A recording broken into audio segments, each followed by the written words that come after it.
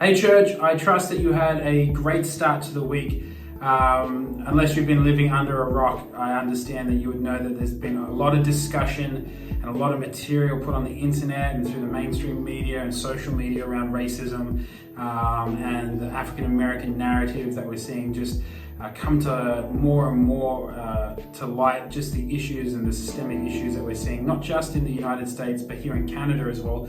And I know you've all been wondering where our response was going to come from. I took a lot of time to pray, I took a lot of time to research, and I contacted some amazing African American leaders in Toronto. They run a beautiful church there, and so we had a Zoom interview with them just to help you better understand and help me better understand, us collectively as a church have a better understanding of what is actually taking place and why the discussion is so important, especially for us individually to be involved. I hope this blesses you. We've attached also to this email a devotion around racism and how the Bible views it and what God says about it, and that will also help you understand from a faith perspective how you should and are able to respond to what is the evils of racism. Church, this will bless you. I know it will. I know it goes for an hour, a bit longer, but stay in there, hang in there, because the information is going to equip you. And I know as a church, we're going to be better off for it. So enjoy. Well, welcome, church. We're so thankful to be able to give you some of this resource. Today, we have with us Andrew and Chantal from Serve City, lead pastors all the way from the Greater Toronto area, here to just discuss everything to do with racism within the North American and especially the Canadian context and what we're dealing with right now. So guys, thank you so much for joining us. You're welcome. Pleasure. We're excited, and you've got a beautiful family. Thank you. I'm like, wow. I looked you guys up in the photos just to give everyone clarity. This week, I was like, hey, I've got to find somebody that can help me with what's going on. For those that don't know our story, Emma and I, migrated from Australia to Canada 3 years ago, and so this whole discussion around racism, yes, I know that's a global issue, but I specifically needed context to the United States, to Canada, how this was unfolding in our because we didn't have that cultural understanding. And so I got on the phone to Andrew, and he just really helped me out to the point that I thought, there's plenty of people in Avant Life Church that could do with just hearing our conversation and hearing some topics we spoke about, just to give them clarity. One of the things we've spoken to our leaders is if the church doesn't step up and begin to speak into issues such as racism like we're experiencing now, someone else will step up and speak. Yeah. And my concern is that if we, one, step up with an uninformed voice or a voice that's not properly culturalized, we're going to make a mistake. And two, if we don't step up at all, somebody with other agendas will step in, and we're going to find the message completely convoluted and hijacked. And so today, we're so excited. We've got a few points that we're going to go through. I'm going to do my best to direct the conversation, but if you've known me long enough, you'll know that I can go on tangents, but Emma's here to help me. So what I thought would be cool is how about you guys just give us a quick intro of your story, and then we'll get into the topics that we've got today. Well, firstly, we just want to honor you guys and thank you for the opportunity to share and to be able to be connected. You guys are champions. We've heard about you. Your story is amazing, even just getting to spend some time and learn more about it. And so Pastor Ben, Pastor Emma, Avant Life Church, we love you guys. We celebrate you and all that God is doing in your life. And so for us, my wife and I, we've been married for 14 years this year. As you said, we have 3 children, and we lived in the States for 14 years after being raised here in Toronto, and then came back about 5 years ago to plant Serve City Church. And so we've been going now. At the top of this year, we celebrated 3 years, and God has just been blowing our minds. And so, we're just grateful in this critical season to be able to have the opportunity to share and to help, as we move towards slaying the giant called racism, an ancient giant, but definitely not too great for God. So, yeah. That's brilliant. I'm excited because, like I said before, I loved listening to what you had to say about this. I think it's a voice for now. So let's just jump into this. If you have been under a rock for the last 3 weeks and you're like, what is this all about? This all sparked a brand new civil rights movement when we'd been seeing a few racially motivated crimes take place. We've been seeing, some appalling responses from people in authority in regards to this. It started with the young man that was hunted down while he was jogging, and then no arrests taking place there, which was just absolutely mind-boggling. But soon after, we've seen this gentleman, George Floyd, die just straight after being essentially abused and brutalized by police in Minneapolis. Looking at this, and I think we've spoken about this simply, we're not looking at George Floyd and going, he was a great martyr and he is the face of everything. Because I think that's not what we're talking about completely, though what took place was terrible. And from my point of view, and this is where I really want you guys to speak into this, if we just look at George Floyd as a isolated incident, we can only really look at police brutality. But it really signified something quite larger. And do you guys want to speak into that? Yeah, most people, and this was kind of the disheartening thing out the gate, is that when the incident with George Floyd took place, what happened with Ahmaud Arbery, guy was an ex-cop, and so it wasn't direct like cop, or you could say police brutality, quote unquote. But when what happened with George Floyd transpired, it was a lot of people were outraged because it was overt police brutality. And so some people who I was actually very shocked, people from the Caucasian community that were outraged. And then when I investigated a little deeper, I realized that they were predominantly outraged because of the police brutality. Whereas black people, right, we were outraged not just because it was police brutality, but because it was a microcosm of the systemic racism that is pervasive and has been prevalent throughout the United States and just North America in general. And so when we looked at that, we were like, man, this is not just a cop using unnecessary force, but it's the fact that, and this is what a lot of people missed, that a black man, yet again, was senselessly killed, through excessive force. As we would call it, it's modern day lynching, which is something that's historic. It's lynching in a different form. Lynching now under the auspices of so many people with cell phone cameras, right? Yes. And so that's the issue. It's not just police brutality, but indeed it is a microcosm of racism. And of abuse of power. Mm-hmm. That's the biggest part, I think. Now, watching this, Chantal, I'm really interested here because when I watched this video, and for those of you who have watched the video, it can be quite disturbing, but he calls for his mama. And I find this the most heartbreaking part of this, is that even a grown man at 46 years of age crying out for his mum. How does that make you feel as a mum watching that and being a black leader in the community?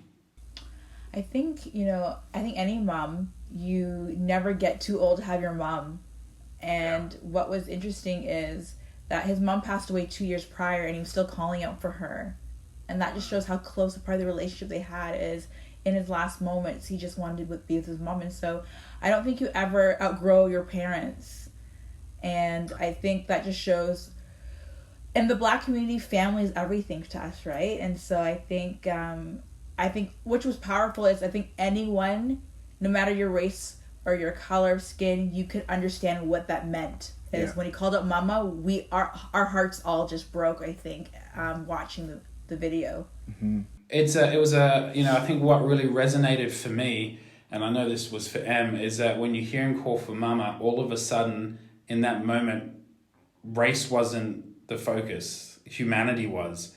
And it's pretty powerful to think that doesn't matter, and you said this, no matter where you are on the race spectrum, that simple calling out for mama completely just dissipates the racial, lens that you could be having, and it speaks directly to your heart. And it just got me thinking that this is something the black community in North America has dealt with for hundreds of years, and no one's listened.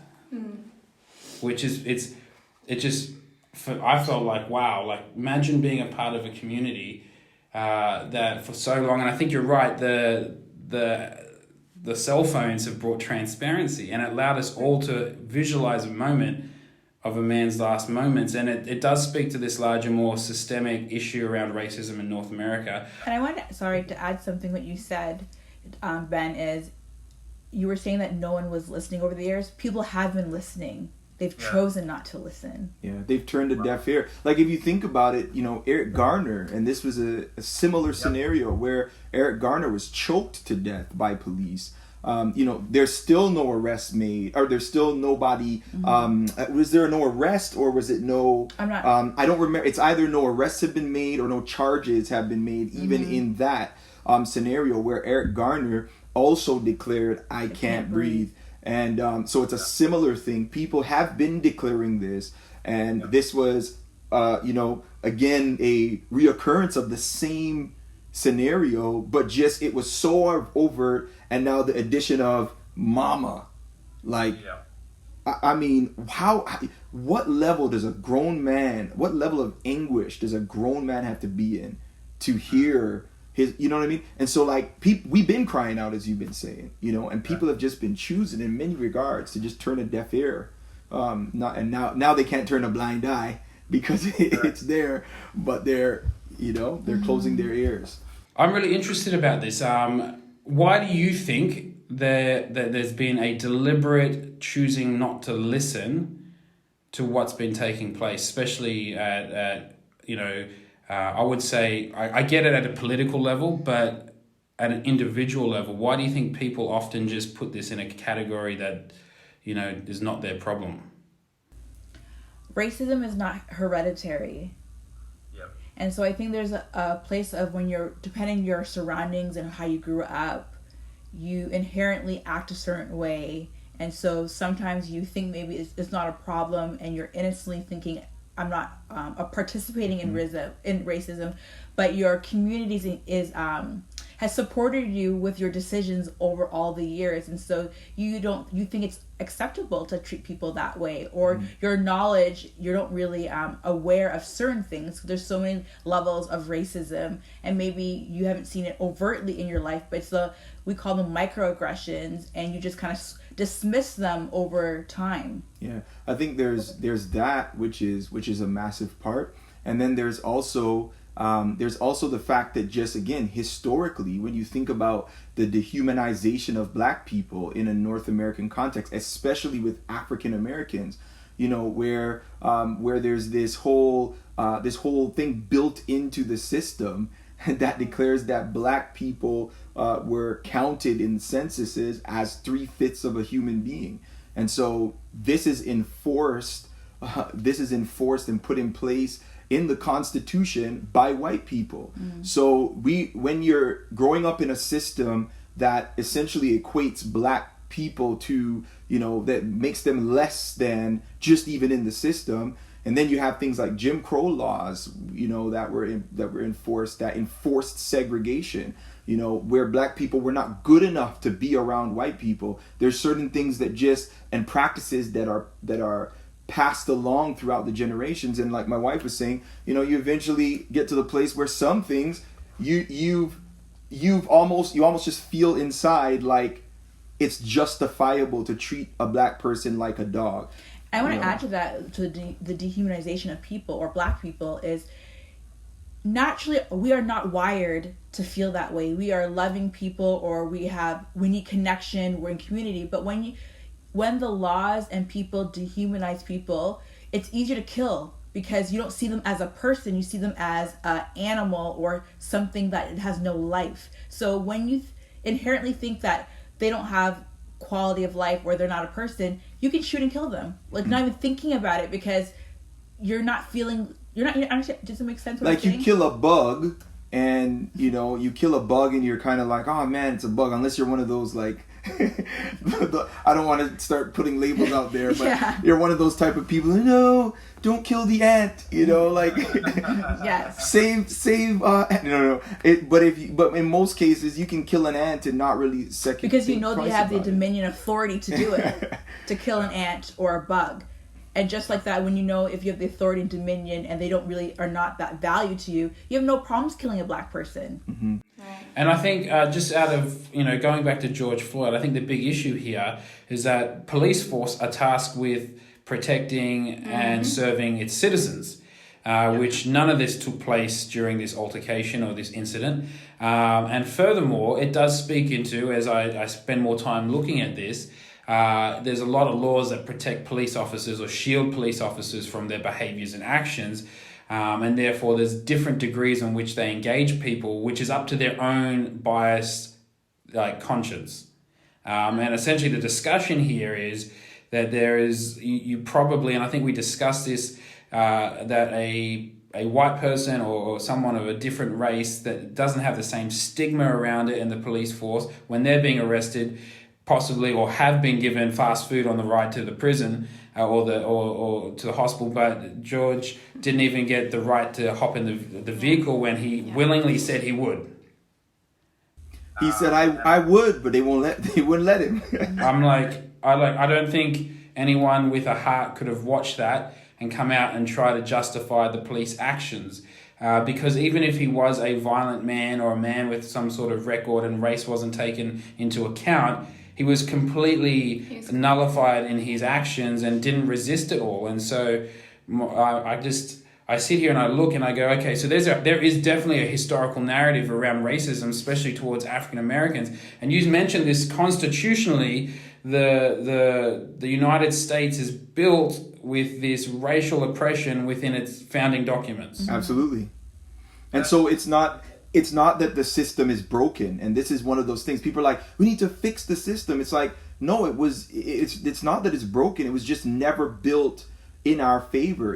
This is why black people say there's no other racialized community that has institutional racism against them, like a system that is designed, like Jim Crow laws specifically were designed to keep black people from being able to prosper, and so things like segregation, all these various other things, they were designed intentionally for this. So this is why. And then it's not just historic, although some of these laws have been changed, the spirit of the law, if you will, still remains, and consequently it is still pervasive and still manifesting in many ways, right?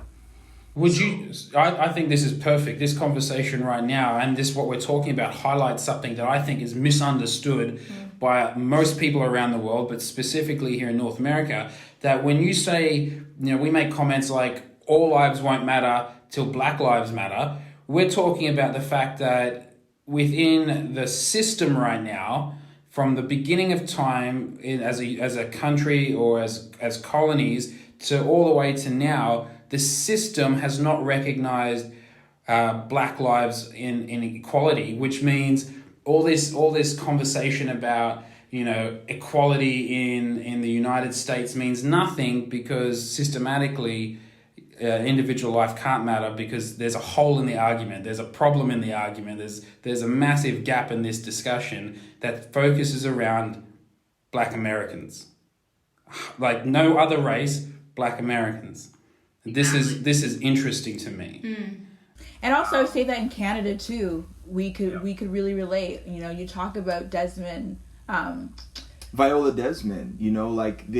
Because a lot of people, and this is kind of where the Canadian side comes in, because a lot of Canadians, people wonder why Black Canadians are mad, and we think that oftentimes they think Black Canadians are mad because a black man lost his life across the border, and so we're yelling, justice for George, when in actuality we're upset not only because of the senseless loss of a black man's life, but again because it reminds us of the racism that we experience over here. Historically, even in Canada, segregation, even if it was not legally written in a constitution, like in Halifax, as my wife was mentioning, Viola Desmond, she was arrested because she sat in a whites only portion of a movie theater. She was a successful businesswoman. She was someone who she's on the $10 bill. Yes. A Canadian $10 bill, but she was arrested. Even though there was no written law that it was a whites only area, it was unspoken. And this happened in Halifax, you know. And so it's a number of things like this that are also here in Canada, and things like gun laws that are different than the United States, you know, we think really protect or stop people from executing some of the things that are in their hearts, you know, that are similar to the United States. Would you say, now just in discussions like leading forward from that, and I agree, I think we spoke briefly about this, Andrew, in relation to it's so easy to compare your current context when you see some of the, you know, perceived worse atrocities taking place in other cities or in other countries. What's the problem, the deep-seated problem with that, and why does, you know, seeing movements in other cities that might not have the same full-on issues going just as important as seeing protesting and demonstrating in the cities that are directly affected right now? Because I know a lot of people be like, why are we marching in Vancouver? Yeah. And you're right. You know, I always say that you cannot determine the reality of racism in your context based on the severity of it elsewhere, right? And, you know, a lot of times we look and we're like, in comparison, we say, man, well, we don't have any cops kneeling on the necks of black guys in our midst, so, you know, we must not be racist. And to march, it's like, what are we marching for? And for us, we're like, no, even though it might not be as overt, as my wife was mentioning earlier, and I think you can speak real well to this, you know, it's the microaggressions. It's the stuff that it's the spirit of racism, but it's just done in a different way. Especially in a Canadian context, we're so polite. You know, we'll cut you up and say sorry, you know, and get away with it. But it's still the same racism. So we're marching, and people are marching and protesting all around the world because they realize, like, wait a minute, fam, you know, this is a big deal. And it's big of a deal as it is in the United States, as it is over here. And I think they're protesting if they're in Vancouver. It's a problem in Vancouver. It's a problem anywhere there's a black person. It's a problem. It's not just because if it's a concentrated city with black people, then we just need to deal with that city. But even if you have one person, and that's the gospel, we go after the one. Come on. And even if it was the one person in the nation of Canada, we go for justice for the one person. And that's how I see it, that it's a problem for the global church and planet. If it's one person, because everyone should have equal equality and human rights no matter the color of your skin.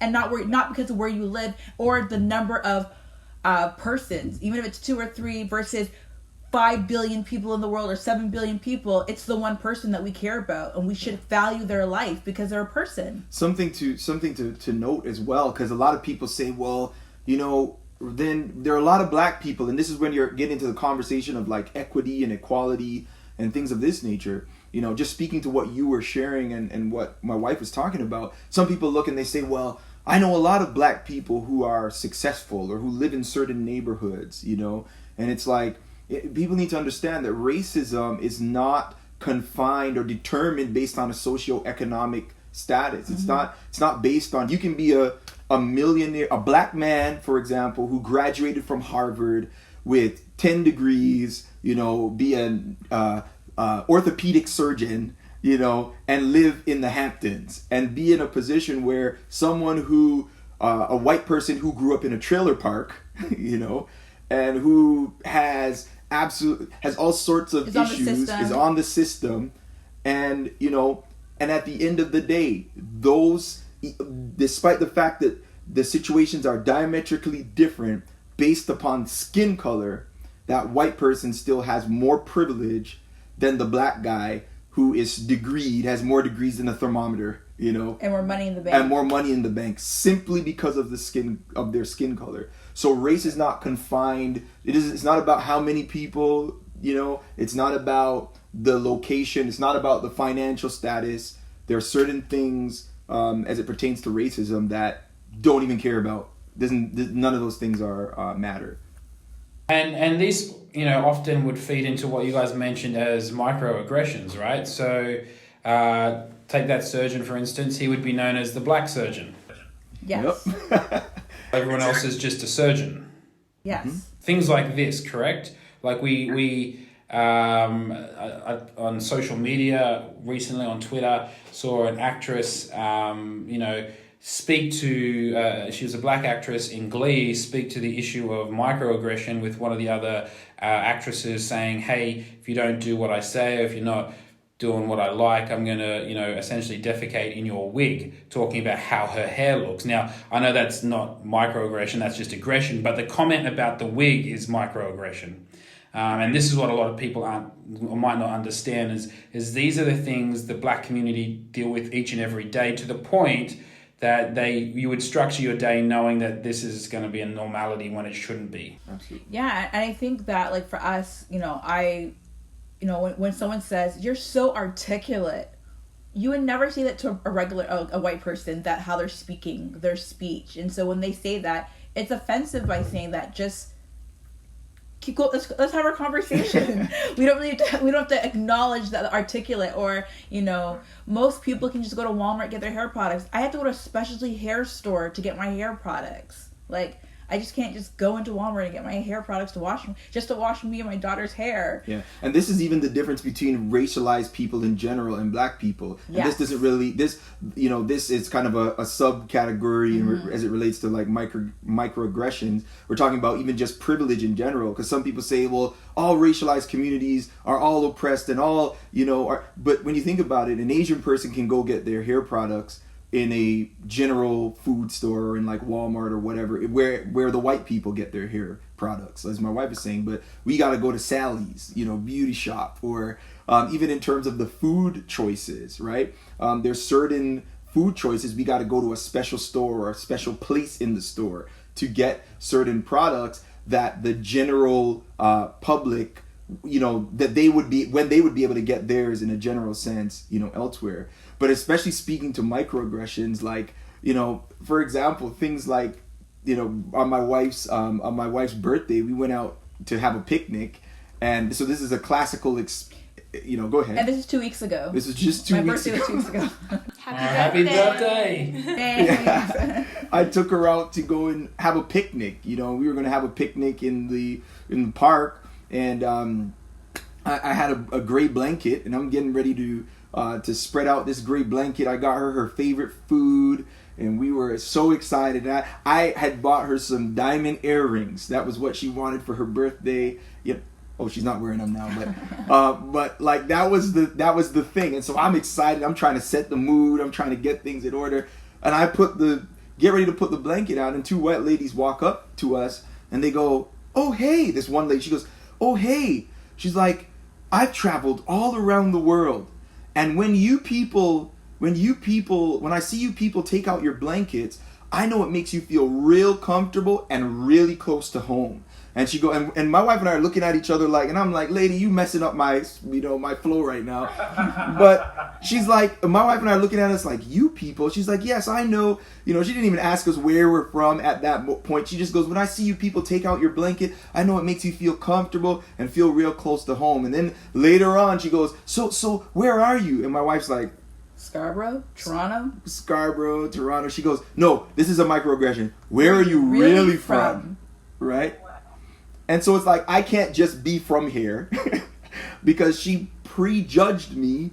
And by my skin color. By our skin color, that she knows where we're from, that we can't be from here. And then in addition to that, after I told you where I'm from and where I identify with, you go, "No, where are you really from?" Right? So now you can't really be from here. And so that's an example of a microaggression and in stereotyping. Like if I walked up to a white person and said, "Hey, you know, do you do you have mayo on your sandwich right now? You know, I bet that mayo tastes wonderful because white people love Miracle Whip. You know what I mean? Like that's so that's so stereotypical, and it's so, you know what I mean? So you can't. That's a form of a microaggression, which I think we see a lot that more in Canada. It's the subtle racism versus overt, like the U.S. We see these big like blow-ups, but in Canada, it's those little things in the workplace and at the church. And so all the time when I'm interviewing for a job, I'm thinking about, how am I going to do my hair? Do I have to make it straight for them? How am I going to talk? Are they going to judge me? When we're having children, we're choosing when we choose for a baby name, we're thinking, what does it look like on a resume? That's what we're thinking about. How's it going to sound? How are we going to prejudge our children by their names? And so I always go when I'm interviewing for a job or I'm looking at churches on the internet. I go to meet the team, and I get to see how diverse a church or a workplace really is. What's their board like? Is it anyone of color? And to see more and more that people of color are not in power, but we're in place of entertainment. We're in places of we sing, we do this, but I never see our voices be heard in some important conversations, which we should be a part of because we're recipients of these decision makings. Yeah. And this is where, again, this whole systemic racism, when it comes to it, like just statistically, if you look, even in a Canadian context and here in Toronto, first generation black people make less than first generation white people. And then even up to the third generation, when you go a couple generations further, there's still a gap between third generation white people and third generation black people, because there's there's stats that show that if they see a name, like my wife was talking about, you're less prone to get a job if you have the name Jacoy than if you have the name Stan, you know? And that's just the way that it is, right? Yeah. Here in Canada,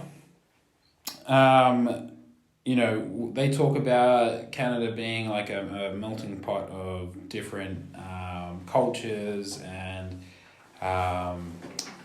I guess different histories tied in. One of the things I've started to notice is with Canadians, they don't really know who they are. So if you ask Canadian, you know, what makes a Canadian, and we went through this the first few years we were here, they'd say, well, we're not American. I'm really interested in that comment, that if an average white Canadian can't really describe who they are in Canada, how does a black person in Canada describe themselves under what is regular microaggressive racial stereotypes? So in Canada, what's the beauty of Canada? We would consider ourselves a mosaic. Just kind of like the thing behind your head is that we bring our culture and we make up all these cultures to make the country of Canada, versus the U.S., which is a microaggression statement. It's a melting pot because all these people from all the different countries come and they say, I'm American, and they lose sometimes the identity of their country to become this American person. Versus in Canada, we keep our identity for wherever you're from. You know, I'm first generation Canadian. My parents, my dad was born in London, England, and my mom was born in Guyana. And so they're Guyanese, they're British. They're like, yeah, we're Canadian, we live here, but they hold on to their country where they live, and they live in Canada. Versus in the U.S., you're American. Mm-hmm. You're not saying I'm from wherever country. Most times you'll just say I'm American. But in Canada, you'll hear a lot of people say, hey, I'm from Jamaica. I'm from New Zealand. I'm from, you know, Israel, wherever. You kind of hold on to the country that you were born from. Mosaic versus melting pot, and that's kind of the perspective. So where does the black community fit into the mosaic if, you know, in all of this? Because that's where I find it interesting. I guess all these other nations have specifics about them, but if within Canada, has a lot of the black community come from the United States, or have they migrated from Africa itself? What's the narrative there? And this is the beauty. The beauty is that they come from all over.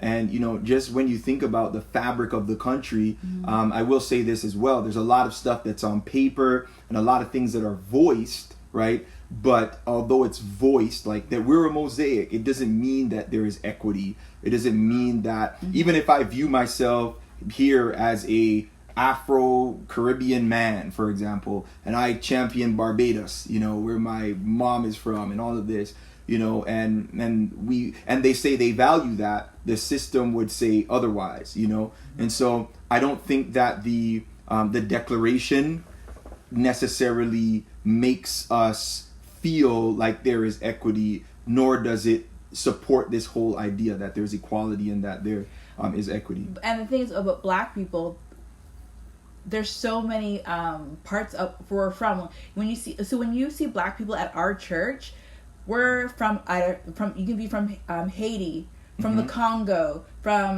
you could be from France, you could be from, you know what I mean, just so many types of Blacks. Like, we're a multicultural church, but people would come and see a bunch of people who are Black, and they'll be like, oh, it's just a Black Canadian church or whatever. And it's like, there could be 6 Black people standing next to each other, and Dominica, Jamaica, like, just we're so diverse within being Black, our race.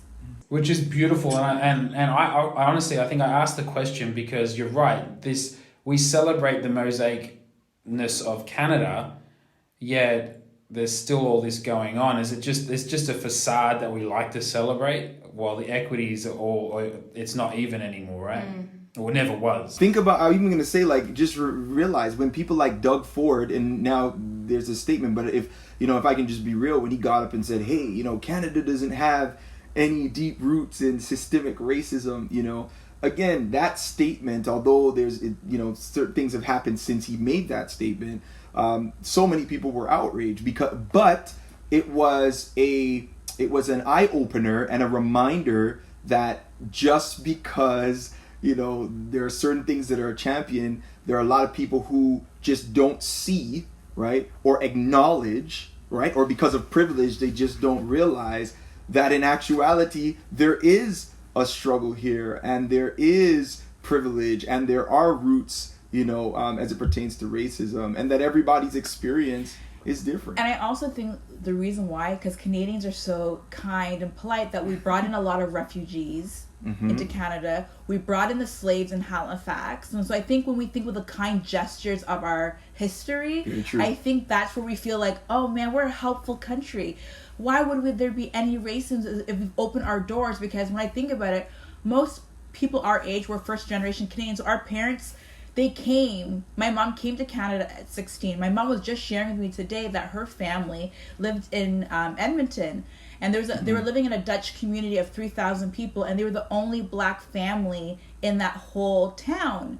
And so, but they had an opportunity to leave their country, Guyana, to come all the way to Canada. And so it's like, wow, the doors was open, but they still felt a lot of racism while living in Canada. So I think where we get confused is like being polite and nice and kind, but there's still a system against Black people. Yeah, your mom told you a story actually today. I think is a pretty crazy story around that. My mom was like, I don't know what grade she was in, but my mom's name was Dawn, and there was another guy named Dawn in her class, and the teacher was giving out their test remarks, and you had to go up to get your paper with the test remark. And so when the teacher said Dawn, she thought it was her, so she went up to the class to get her paperwork from the teacher. And the teacher, when it saw it was her, he dropped her test on the floor because he didn't want to touch it because her hands would be on that same paper in front of her whole class. I'd never heard that story before until today. And this is where? In Alberta. In Canada. And so and in that community they never saw a Black person before. So it was very new to them. Canada and the United States have an interesting shared history in the fact that, you know, prior to these current national borders, there was pretty much cross-culturalization. And so to assume that the same mindset around African Americans didn't find its way up into Canada at all because somehow, you know, back in whenever it was, they became separate countries or the colonies separated would be ridiculous because migration then still took place. And you know, the Canadian story also includes 40,000 plus British loyalists leaving the United States after independence and bringing with them all their prejudices to help establish what would then become the Dominion. Yes. And so I find it like interesting and that so many Canadians would not be aware of how racism has existed simply from its proximity to what was the economic juggernaut of slave trading through the 17th, 18th, and sadly 19th century. Mm-hmm. Most definitely. If we could take a little bit of a turn to social media, mainstream media responses to all of this, I've no doubt that a lot of the concerns in the black community would be that this was another flashpoint but no real change. What's your take on what's happening right now, and do you think it's going to have the longevity in it, or are we looking at another flashpoint? And where does the church actually fit in to make sure it's not? Yeah, I think that, and just to be completely honest, I am more hopeful, and I speak for myself, and I can also believe that a number of other black people would agree. We are more hopeful than ever in this moment, because so many people are using their platforms and they're raising their voices, they're standing in solidarity, white people with black people, and they're recognizing and declaring and saying enough is enough. I don't think, and thank God for social media and things that have amplified our voices and amplified our cause like never before. And so we're witnessing something that's historic, right? So there's I feel like God, in many regards, this is just personally from a faith place, I feel like God is answering the prayers of our ancestors, that God is answering our prayers as we've been praying for this and enduring things for so long. So there is that possibility, and we're excited about it. And there is also the other possibility that a lot of people are jumping on a fad and a trend, as they do, and a hashtag, And so there is that as well, and that most definitely is a possibility. I'm just thinking in this moment, if we flip this and reverse this, if this 8 weeks ago, if George Floyd died 9 weeks ago, or about 12 weeks ago, and we were outraged, and then today or last week COVID broke out, what would be the scenario?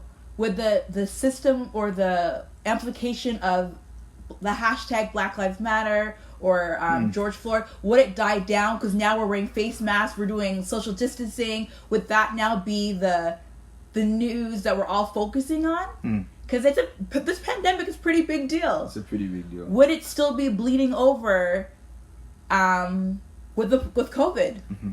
And we got to think about that. The timing worked out really good for this, but if it was flipped, I don't know if it would be as strong still, as loud as it is right now. So what would be some things that actually take this from being something that's trending to something that's actually going to have a ripple effect for change? Like, what are some things that people, the church, communities can actually do to continue this journey? So I hope today's not the last time we talk to you guys.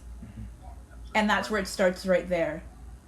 If this is only a one-time event that we talk, it ends right there. We cannot do change. We can't build a bridge with one another through our churches, through our relationships, through our children. And it starts right there, being intentional with the relationships that you do have, whoever is in your circle, and build a lifetime. We're on a journey for not the next 2 weeks, 3 weeks. We're going to be on the journey for life. And not saying like the best friends, but the journey of forever, of learning and growing together. And when we labor with anybody, when you're with someone, you learn so much information about them. And over the time, I will learn about your struggle, you'll learn about my struggle, and we will create a safe place to share.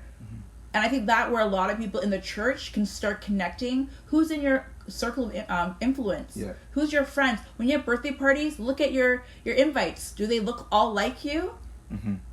And that right there will change a lot of things. And you'll start thinking a little bit differently when you change your circle. Yeah, I think that we can maximize, essentially, I think we can maximize this moment and really ride the wave into making some lasting decisions, right? Like, I would say, let's not wait till this is done to then start making some evaluations. Like, we should now, I think, while this is in this place, start setting some things in place. Some conversations need to be had. We need to start evaluating. When you're talking about, especially in an ecclesiastical or a church context, start evaluating our boards and places of power. Because again, this issue is predominantly systemic.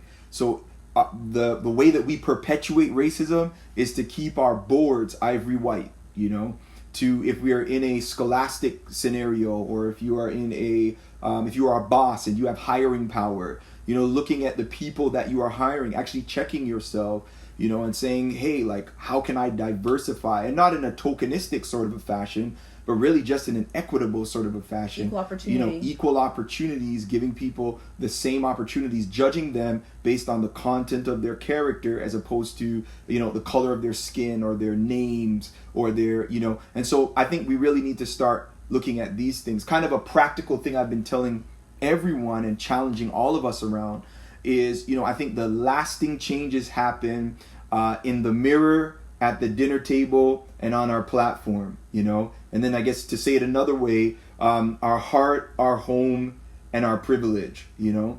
And so I think we need to, number one, look in the mirror and be like, hey, is there prejudice in my heart? You know, are there areas in my heart where racism exists if you're a white person? Or even if you've been, if racism has happened to you, for the black people who may be watching and you're hurt, you need to maybe look at your heart and say, God, do I need healing in my heart? You know, so starting in the mirror and looking at our heart. And then, like I said, in the home, because a lot of racism is, you know, is implanted and is perpetuated from the dinner table and in our homes. So even having difficult conversations with our children and helping them, starting to buy our kids dolls that might not look like them, you know, books about stories and narratives that are different than the ones that, you know, they usually are going to predominantly hear about in a scholastic context. That Black history is not just 1 month out of the year, you know, but maybe, you know, introduce them to some other characters, right? So there's that. And then, like I said, platform and privilege, using your platform to speak up, to speak out. And your privilege is not a bad thing. It's just that Black people say we want privilege too, right? The same, equal. We just want equal privilege. So use that to create seats at the table for people. When you're having church conferences, look at, is everyone all the same color? You know, your topics. Just giving opportunities that people... And the thing is, I really believe all this will happen out of relationship. Amen. You won't have to think about who, can I just call someone? You'll be like, they're your friends. So you just call your friends to come preach for you, or you call your friends to have dinner and they're coming over birthday parties. And the other part, we talk about policy, changing power and policy. I might not be a lawyer, I might not be a politician, but we as pastors, we pastor those people. And so we lead, we guard their heart, we preach, we come alongside them and do life with them. And so I might not be at that level in the policy level, but I can really help give information, resources, and guide them through the local church. One last thing I want to say in this vein, and you know, and again, thank you guys for having this conversation. Yes. I think that that's really it. When it comes to racism, racism is an issue of the heart, you know.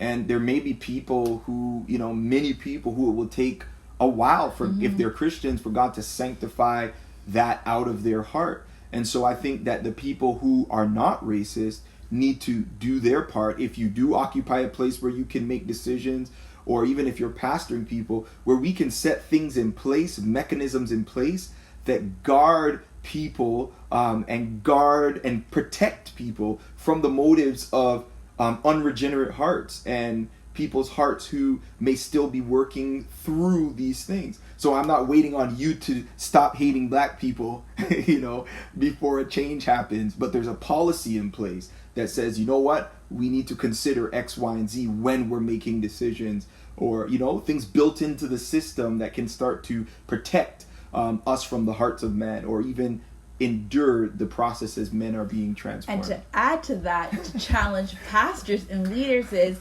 when you're studying for your sermons or research, what are you listening to? What is your commentaries? Are they all white theologians that you're studying through the lens through when you read your Bible? Because how you read your Bible determines how you preach, how you teach, and the context you give your people. And so when I tell people all the time, and when we read in the New Testament, Philip was with the Ethiopian eunuch. It was Africans in the Bible. And I don't think a lot of times there are people thinking that in the lens. We talk about Revelation, and it says every tribe and tongue. The church is full of diversity, full of race. And I don't know, a lot of times we're looking through that lens because of where we're studying from. And so I challenge leaders, what are you reading, and who are you diversity in your studying? Because there's such, I mean, the church, was the black people contributed to Christianity in so many ways. And I think it's even us as people of color and white people, I don't think we all are well educated of the history of the church from a race perspective. Yeah, it's true. Like, I always marvel at the fact that, I was talking to our leaders yesterday during a devotion that, the church was birthed in a predominantly brown area of society. I've been to a Nigerian church, and they sang a song about Jesus being African and coming out of Africa and back into Palestine, and so much interconnection between Africa as a continent and that part of the world, which has been in place historically for millennia. But it is one of those amazing stories where people of color actually changed and shifted what was the greatest power known to the European world, being in Rome. And they did that all through specifically multiple things. But one of the key areas is that they no longer took your ethnic or racial lines as a reason to not engage. Previously to the gospel, where you were from, your race, your color determined what you could and couldn't do. But the gospel brought this revolutionary concept, which was no longer Jew, Gentile, free, slave, man, woman. We are all now one under Christ, and we read that in Galatians 3. But it's that understanding that, okay, the church in its early stage was birthed out of a brown society that was heavily involved right across the globe, where it is 3 continents connect. And half of its attractive nature was you were no longer stigmatized by your sacred ethnicity, your sacred race, the thing you were created as. And it bewilders me that, especially in the West, the church seems, though we know this here, we haven't seen the reflection in our actual churches. Absolutely. That freaks me out a little bit. I also find I was reading a book, and it spoke about, even in the slave trade, we saw powerful Africans give their life to Jesus within oppressive times. And what's even more powerful is that they fell in love with a savior that was apparently being projected to them by their slave masters, which tells us Christ himself will have to then, if humans won't, will cross the divide from perpetrator to victim so that his good news comes. But he doesn't want that moment. Like, it's a beautiful narrative to think, even in the hardship, these people fell in love with Jesus, though they knew they were being sold off to their death. Like, just reading through all of this and going, okay, this is the birth of I know it sounds funny, but these are the birth of rock and roll music. It's the birth of the way we worship today. I don't know how many people understand that, the way we rock out today was born out of the African American, styles of music and expression. Yes, and we spoke about this, Andrew. We take it and we make it something else and forget where it's come from. Exactly. But Elvis Presley got in trouble because the way he did music was too black. Yeah. King of Rock was emulating black music. Yeah. Yet the church, we love it, but we won't Acknowledge it. We don't seem to play our part, get involved. We just sort of sit on the sidelines, and I think that's what concerns me, is the sideline attitude of the church. And I getting back to social media responses from a church point of view. One of the comments I've seen is, why is the church so involved now that it's a hit topic? Where have you been for the decades? And I'm like, convicted. I'm like, it's true. Where have we been? Wow. I feel like God, God does stuff in his timing, and I think he usually will set stuff up, set the serve up at the right time for the maximum impact to take place. And so it's one of those things where we can do the why question, and it does suck, and it shows us the depravity of humankind, and as well, it should make us thank God for his mercy and his grace, continually exemplified throughout history, because it's man, how on earth? And I'm sure, because right now it's a giant aha in many regards, and people are just kind of what on earth? This is, and then it's it's also a form of privilege when white people are like, how has this been happening?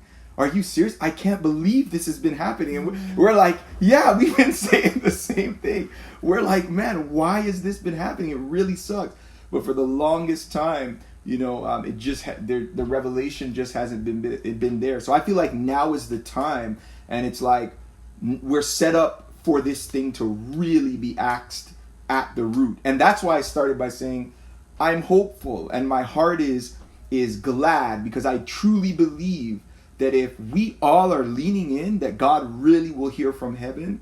And I believe it's possible, as we've seen with other things, and he will, come in and heal our land. I believe it. I believe it's possible. I'm hopeful because it started with 12 disciples, and we're here. The church is here.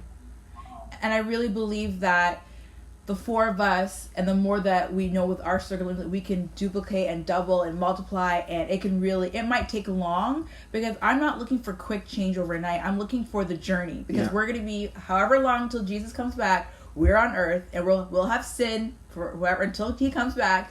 We'll have a lot of issues, but I think that change can come, and I'm hopeful by the conversations that we've been having, by even if I believe, even on social media, there are people capitalizing on this situation, making a lot of money, but it doesn't really matter. It's still giving awareness. I want to say this, and this is imperative as well in the context of what you were talking about, Ben. And in what you're sharing right now, like, because you talked about history and how some black people, how Africans received the gospel when it was force fed, by their enslavers. But when you think about what Paul says, when he says that there are some people, I believe it's in Philippians chapter 1, it's either 1 or 2, but he says that, there are people who were preaching the gospel for gain's sake. They're preaching it for filthy lucre's sake, for the wrong reason. But he said, we still rejoice because the gospel is preached. Come on. And so for me, I'm to the place where it's like, you know what? Yeah, there's some people out there that are just looking for their time to shine. There's some people out there that don't give a rip about Black lives. It's a PR stunt. It's a PR stunt. But nonetheless, the message is still getting out there that Black Lives Matter. The rhetoric and the information that needs to get out there, the hashtags that will draw people to the attention, where there are genuine people that are connected, so for me it's like, yeah, there are people with the wrong motives. Yeah, there are people who are, jumping on and trying to be heroes and all this stuff. But as long as the message gets out there, I believe God can ride in on that and cause some lasting change to still take place. Mm-hmm. Just so that, just two more topics I really want to touch on. And there's like, really? If I was a white person right now listening, thinking, okay, how do I deal with all this? As a leader in our community here, one of the things that I've struggled with is, and we've sort of touched on this, is yes, we need policies in place because we can't trust the hearts of man to do the right thing. We get that. But at the same time, how do we deal with the hearts and minds of men and women that this is a brand new thing? And in many ways, I think we spoke about this, the narrative is being heavily hijacked by what I would consider extreme progressives who are making comments that I know make white people uncomfortable, and therefore in their uncomfortable response, they shut off any conversation, and therefore we're going to win the policy war, but we're not going to win the more important war of hearts and minds of the greater population. And one thing I get concerned about policies is they're here one day and can be gone the next. But hearts and minds, if we can change and transform them, that's a generational outcome. Their children's children will be saved from prejudices they don't realize they could have had if their parents didn't get this transformation. And so comments like, I'm broken by my white privilege, and I get the white privilege part, but the false acclamation of I'm broken, and I've seen people post this stuff and I sort of know them well enough to know that they don't know what they're talking about. And not that that comment in itself doesn't have meaning, but what does it actually mean to be broken by your white privilege? What does it actually mean? We spoke about this earlier, Black Lives Matter. We've already covered microaggression, but getting to the point that I'm trying to get to, you gave me a topic or a comment the other day, and you called it the white hero or the white savior complex. And how much does that actually help the narrative, help what's going on now? Or is this just another. I'm here to help you because I'm white. Yeah, it's true, and a lot of the most genuine change, as we've been kind of saying, happens through relationship. And a lot of our white friends, and you mentioned a number of things, in what you were just sharing. But a lot of our white friends, they're scared of like tokenism, the ones who actually love us, and they're like, man, but if we do this, are we like tokenizing you, or like, and again, it's like, no, tokenism is birthed out of, you know what, we need more black people, so hey, come here and fill a position, versus like when a friend says, hey, you know what, I really need some help, bro, like I've been missing this, and you've helped me before, and I've been blessed by you, and it's like now there's a time where I get to bless you. The white savior and white hero type deal is where white people are usually, and again, I want to also give this disclaimer, maybe I should have said this a little bit earlier, we don't think that all white people are racist, nor do we think that, nor is this about white shaming, trying to make white people feel bad, and you're going to feel so bad that, no, we don't true transformation doesn't come through guilting people, so that's not the idea. As you're talking about lasting change, it happens through the word of God, and obviously from our Christian perspective, and the Holy Spirit softens hardened hearts and brings enlightenment, just like he does in other areas. Racism, is something that the Holy Spirit can sanctify in our hearts, just like he can fornication or any other issue that we have, that we need deliverance or breakthrough in those areas. But the white hero complex is, I'm the only one, I'm the one that has to save the day, or just paying off people, using your resources just to pay off, to say I've given my money to this, so I'm done. I checked the box. Like, it's not really that I really cared. My heart is more like, I'm just gonna donate my money. I had the money, and then I don't have to think about it. Yeah, here's another opportunity, or I'm the one that now has to, because one of the most offensive things is that when people will come, they'll be like, okay, I practiced racism, or I realized that this is the case. What do we got to do to fix it? And this is this insensitive idea. It's like, how can we just get past this then? What do I got to do? How much money do I have to pay? What do you want me to say? How does that ever win in a relationship, in marriage? So what do I got to do? What do I got to buy? And it's that idea of, how do I just like fix this right away? Whereas we're saying, listen, man, this is more than just a sprint. It's like, it happens through genuine relationship.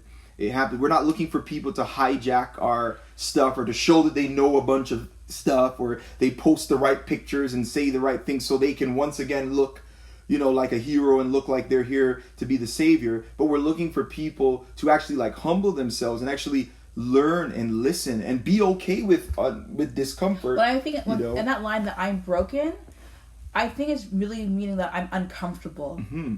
And if you evaluate the brokenness, you'll realize, I don't know how many people realize how broken they really genuinely in their heart really are. They're more, I'm very uncomfortable. I feel like I've done something wrong. I feel like, we've been hearing all the white people saying sorry for the past. Like, you really can't, it wasn't you that did it. And so I think when you evaluate, when you say I'm broken, you have to really break that down. What does that really mean, that you're broken? That you feel it's uncomfortable, you feel frustrated, that it wasn't in your eyes this whole time, or you feel guilty that you have the privilege. What does it really mean that I'm broken? Some people it's also the dismissive nature in which people deal with things, like when it's like an excuse to just kind of tap out, and kind of move away. And it's this idea of, oh, I can't say that. I can't say that. I so bad wanted to use an example, but I can't use that example. But I think the thing is, it's like, I think it's a good thing that you feel discomfort. Or even like really. I don't want to put a yoke over you, but if this is my everyday reality, that I live in this place, having a week or two of feeling uncomfortable or even broken, it's been years. I think it's almost a good thing that you can also understand that, man, like, this yoke is heavy. Empathy, yeah, like, especially as Christians, fam, like, that's the whole, like, that's our deal, sympathizing, empathizing with people, and being willing, like Pastor Jimmy Rollins uses an example in this concept of, when I'm in a birthing room, I cannot, I'm never going to have a baby as a man, right? But when my wife was having those children, I was in that room And I am a lot of guys pass out when their wife is having the baby. They're not the ones having the baby, but the discomfort they feel is because they're invested in like, man, this is painful. Not, oh my gosh, get me out of here, forget you, you're just a bunch of angry black people, I'll just wait over here until we get over it. Or in, like you were saying, hijacking the situation to put something else on the table, and this is where this whole all lives matter stuff happens. It's dismissive, and they might use it to hijack it and start talking about something completely different. Like I saw a post, recently where somebody was being challenged because of, and it was white people that were challenging them because of a statement that they made. They didn't say the right thing when it came to this whole Black Lives Matter narrative. And they came on this post and they were going off, and then eventually it segued and it took a big shift to be talking about something completely different. And it was like, here it is again. We can't even have a post. The post can't just be what the post is about. You use the post to come in and hijack it to talk about something else. And yeah. You're not wrong, because like even in Vancouver yesterday, some of the reports coming out that they had some of the protesters or leaders of the protests got up and were shouting, "Black trans lives matter." Yep. Now, not to get involved in the whole conversation of LGBTQ plus and all the trans issues, but at the same time going, why is there a coupling here where what it does is it dilutes what has been 400 or 500 years of systemic issues and racism around black North Americans, and now we're trying to couple modern day issues that shouldn't be put there, and we're just projecting it. And interestingly enough, I had people that aren't faith-based coming back going, that was weird, just like, wait, what has that got to do with Black Lives Matter in that context? I really liked what you guys said, that whole understanding that responding to your guilt by just trying to remove your guilt is not effective. Oppression, changing everything so everyone feels oppressed doesn't change anything. And that we're heading towards what I think is true, and that's forward-looking. It's promises. Instead of saying just sorry for past things, which I love what you said, Chantal, like yeah, we get the sentiment behind the apology, but you weren't the one that perpetrated it. So better than an apology for what you didn't do is a promise for what you can do. Yeah. Come on. So good. It's good. So good. And what are these promises? And there's those micro promises. I'm going to change the narrative at home. I'm going to watch the language at home. I'm going to raise my kids without the concept. No, I can't remember who said it. Was it Nelson Mandela? That no child is born racist. Yeah. They're taught racism.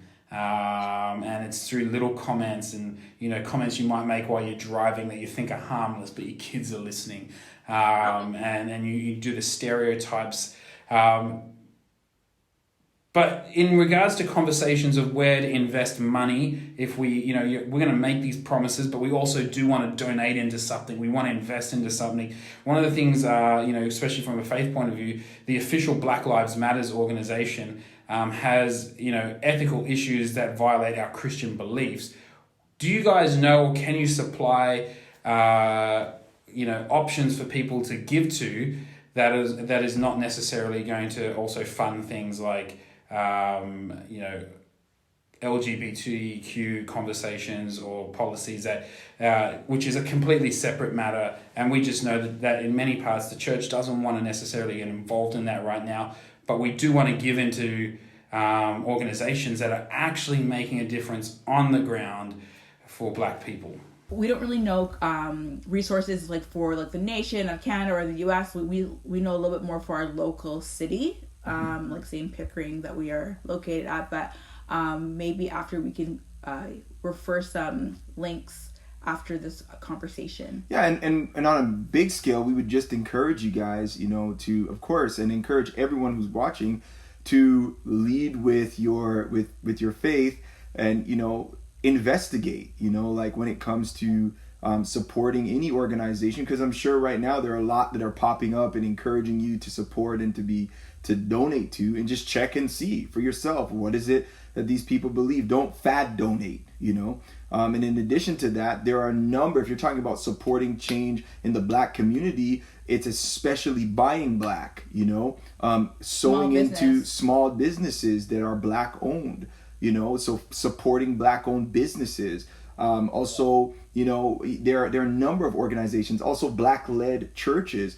A lot of churches in a Black context are far behind. The statistics would show that, like, the Black church, in many regards, the Black church, churches that are predominantly Black, are years behind their white churches, simply because, again, of privilege and position and opportunity. And resources. So it's imperative, and it would be a blessing to a lot of Black churches to invest, when I say Black church, I mean with Black leadership or environments like that. I'm not to say that every church that has Black leadership is poor or is behind. It's nothing like that. But finding ways to invest in or to bless churches in that regard, to come alongside and partner and help, and so instead of just giving like a cut and dry, I think be spirit led, be guided by the word, and investigate. Don't just fad donate, and also find Black businesses and people that are in that position, because they most definitely, that would help Black people and kind of push them forward. That's good to know. That's perfect. I like that. Thanks so much, guys, for your time today. It's really blessed us to hear from you and hear your perspective as to where all of this has come from and where all of it can actually go. So, yeah, from us, from Ben and I and Avant Life, we just want to thank you guys for your time and for your wisdom. Oh, no worries. It's a pleasure. Thank you guys again. We honor you, and we're praying and believing with you guys, and we can't wait to see what God continues to do through Avant Life in the future.